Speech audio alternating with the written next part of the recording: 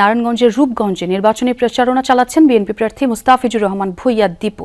সেখানে আমার সহকর্মী জয়নাল আবেদিন জয় রয়েছেন, তার সঙ্গে যোগ দেব।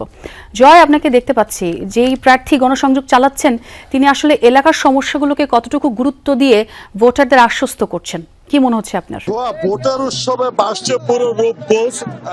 বিএনপি যিনি মনোনীত প্রার্থী মুস্তাফিজুর রহমান ভূঁইয়া দীপু, তিনি তার নির্বাচনে যেসব ইশতেহারগুলো তুলে ধরেছিলেন সেই সব ইশতেহারের বাস্তবায়ন কিন্তু ইতিমধ্যে শুরু করে দিয়েছেন। নির্মাণে নাম্বার 1 শাহ সিমেন্ট।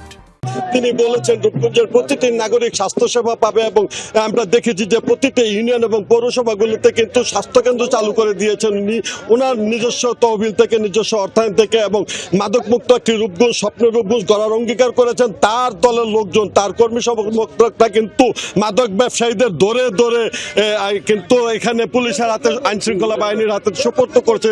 আপনি যদি উন্নয়ন ভাবনা রূপগঞ্জকে একটু বলেন। আসলে রূপগঞ্জটা অনেকদিন ধরে অবহেলিত ছিল, আপনারা জানেন। ইনশাল্লাহ রূপগঞ্জটাকে একটি সোনা দিয়ে সাজানো হবে, মানে রূপগঞ্জকে রূপটা আমরা ফিরে আনার জন্য সকলে ঐক্যবদ্ধ হয়ে গেছে। আপনার দল বল নির্বিশেষে আমি বলবো যে আমরা সকলে এক হয়ে গেছি।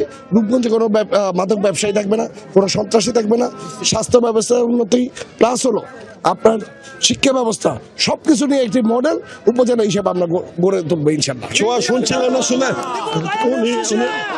উনি আসলে কি বলতে যাচ্ছেন? উনি আসলে একটা স্বপ্নের রূপগঞ্জ করার অঙ্গীকার করেছেন এবং উনি বলছেন যে উনি যিনি যেসব ইশতেহার দিচ্ছেন সেগুলো কাগজে নয়, বাস্তবায়িত করবেন এবং সেই সব ইশতেহার কিন্তু প্রতিফলন করছে। একদম বেশ আশাবাদী যিনি সংযোগ চালাচ্ছিলেন, গণসংযোগ চালাচ্ছিলেন প্রার্থী, বেশ আশাবাদী আমরা দেখছিলাম। বেশ উৎসবমুখর পরিবেশেই তিনি নির্বাচনী প্রচারণা চালাচ্ছেন। অনেক ধন্যবাদ জয় আপনাকে।